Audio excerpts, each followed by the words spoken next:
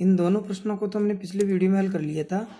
अब हम करेंगे ये सी नंबर और डी नंबर का। देखिए हम पढ़ रहे हैं प्रश्नावली 3.1 का कौन सा सवाल है, ये छठा सवाल चल रहा है। तो देखिए प्यारे बच्चों, अब इसमें क्या पूछ रहा है, ये आपको x का मान ज्ञात करना है।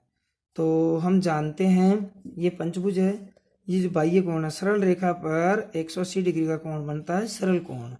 ये सरल कोण 180 डिग्री का होता है। यहाँ पर बाह्य कोण 70 डिग्री का है, तो अंदर का कितना होगा, दोनों का योग 180 होता है। तो 180 में से आप 70 घटा दो, अंदर का आ जाएगा। और इधर 60 है, इसको भी हम 180 में से घटा देंगे, क्योंकि ये सरल कोण है और 180 डिग्री का है। तो बाह्य कोण 60 डिग्री का है, तो अंदर का कोण कितने का होगा, 180 माइनस 60। तो देखो इसको हम करेंगे कॉपी में। तो कैसे करेंगे इसी प्रश्न को, इसमें कोण कितने हो गए आपके सामने देखो। पहला कोण 30 डिग्री का, दूसरा x, तीसरा x, चौथा 180 माइनस 70 और पांचवा 180 माइनस 60। तो ऐसे करो, देखो इसको अलावा समीकरण बनता है। हमने किया पहला कोण 30 डिग्री का, दूसरा कोण x, तीसरा कोण भी x और चौथा 180 माइनस 70 और अगला कोण है 180 माइनस 60 डिग्री। थोड़ा पेन नहीं चल रहा, देखो माइनस 60 कर लिया। याद है ना आपको, ये बाह्य कोण है उधर उस आकृति में 60 और ये 70, इन दोनों को 180 में से घटा देते हैं। अब आगे कैसे करेंगे इसको, देखिए हमें पता है पंचभुज के अंत कोणों का योग कितना होता है। हमने पिछली वीडियो में देखा था n माइनस 2 गुणा 180। n का मतलब भुजा माइनस 2, भुजाओं की संख्या में से 2 घटा देते हैं और 180 से गुणा करते हैं, तो उस बहुभुज के अंत कोणों का योग आ जाता है। ये पंचभुज है, तो आपको पता है n माइनस 2 गुणा 180। तो n कितना हो गया, पंचभुज है तो 5 भुजाएं, माइनस 2 गुणा 180, 5 में से 2 गए तो क्या बचा 3। 3 को 18 से गुणा किया तो 18 दे 54, ये 0 है, ये 180 से तो कितना हो गया 540। पंचभुज के अंत कोणों का योग होता है 540।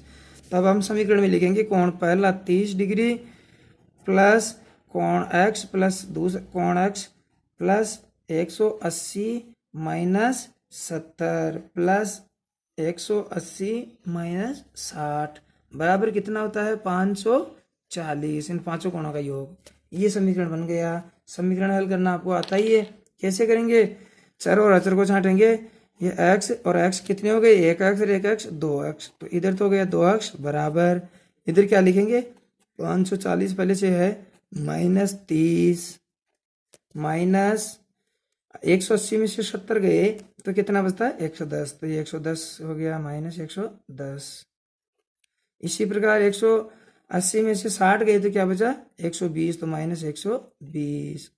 ये हल कर लो, 2x बराबर 540 माइनस 110 और 120 कितने हो गए 230 और 230 और ये माइनस के 30, ये कितने हो गए 230 और 30 260 माइनस 260 हो गए। 540 में से 260 को माइनस कर दो, बराबर आपका 2x का मान आ जाएगा। तो देखो कितना होगा, 500 में से 200 गए तो कितने बच गए आपके 340, 340 में से 60 गए तो कितने बचे 280। ये हो गया 2x का मान, 2x बराबर 280। हमें 1x का मान ज्ञात करना है, तो 1x के लिए क्या करेंगे हम, x बराबर 280 बटा कितना था 2, तो 2 एकम 2 और 4 दून 28 और 0 ऐसे 140 डिग्री का x का मान होगा 140 डिग्री। तो आ गया होगा ये भी समझ में। इसी प्रकार अगला सवाल है आपके 1 2 3 4 5, ये भी पंचभुज है। ये देखिए ये पंचभुज है, इसमें एक भी कोण नहीं दे रखा है, सभी कोण x हैं, इनका मान ज्ञात करना है। तो प्यारे बच्चों ये जो दो डॉट के ये लग रहे हैं ना, बराबर के चिन्ह दिख रहे हैं, ये चिन्ह जिस बहुभुज के होता है उसका मतलब होता है कि वह समबाहु है, इसकी प्रत्येक भुजा बराबर है। तो ये जब पंचभुज है, इसकी सारी भुजाएं बराबर है, तो हम क्या करते हैं, जब समबाहुभुज होता है उसमें कोणों का योग ज्ञात करते हैं। तो हम कैसे करते हैं, पंचभुज है, पंचभुज में कुल कोणों का योग कितना होता है 540 और इसकी भुजाएं कितनी है x या n मान लो, n का मतलब 5 है, सॉरी भुजाएं कितनी इसकी 5। तो 540 में 5 का भाग दे दोगे तो इसका प्रत्येक कोण बराबर बराबर आ जाएगा। 5 एकम 5, 5 से काटो, 11 पंजे 55 ज़्यादा हो जाता है तो 10 पंजे 50। अब बच गए कितने 40, 40 में 8 पंजे 40, 108 डिग्री बराबर एक कोण कितने डिग्री का होगा 108 डिग्री का। प्रत्येक कोण इसका x का मान हो गया 108 डिग्री, प्रत्येक कोण 108 डिग्री का होगा। तो ये छठा सवाल भी आपका कंप्लीट हो गया है। अब इस चित्र को देखिए प्यारे बच्चों, ये अंतः कोण है, इसमें एक तो 30 डिग्री का एक 90 डिग्री का। प्रश्न पूछ रहा है एक्स वाई और जेड का मान। एक्स वाई और जेड तीनों बाह्य कोण है। अब इन बाह्य कोणों का मान हम जानते हैं, किसी भी आकृति का कोई सा भी बहुभुज हो उसके बाह्य कोणों का योग हमेशा 360 डिग्री होता है। अब यहाँ हमें पहले y का मान निकालना, x का निकालना और z का निकालना। तो ये मान निकालने के लिए एक नियम है कि कोई भी एक बाह्य कोण होता है, एक बाह्य कोण बराबर उसके दो सम्मुख अंतः कोणों का योग होता है, योग होता है। तो यहाँ देखिए आपको ज्ञात करना y का मान। इस ये चित्र दिख रहा है आपको y, तो y के सामने दो कोण है, कौन कौन से 90 और 30। y तो बाह्य कोण है और 90 और 30 इसके सामने है और अंतः कोण है, तो इन दोनों को जोड़ लोगे वो y का मान आ जाएगा। तो 90 और 30 कितने होते हैं 120, तो y का मान क्या हो गया 120। समझ में आ रही है। तो हम लिख देंगे यहाँ पर y बराबर 30 प्लस 90, क्योंकि ये दोनों क्या है सम्मुख कोण है, सम्मुख कोण है, तो इनका योग हो गया 120। इसी प्रकार आप लोग x का मान, चित्र को देखिए, ये x है मेरे पास, x के सामने एक तो 30 डिग्री है और ये दूसरा पता नहीं है। तो हमें पता है कि y का मान 120 है और y बाह्य कोण है, तो सरल रेखा पर बना हुआ एक सरल कोण होता है, उसमें से बाहर का हिस्सा 120 है तो अंदर का कितना हो गया 180 माइनस 120। 120 में से 180 गए तो क्या बचा 60, इसलिए इस कोण का मान हो गया 60 डिग्री। अब तो आ रही है समझ में, एक कोण अंदर का है 60 डिग्री, एक 90 डिग्री, एक 30 डिग्री।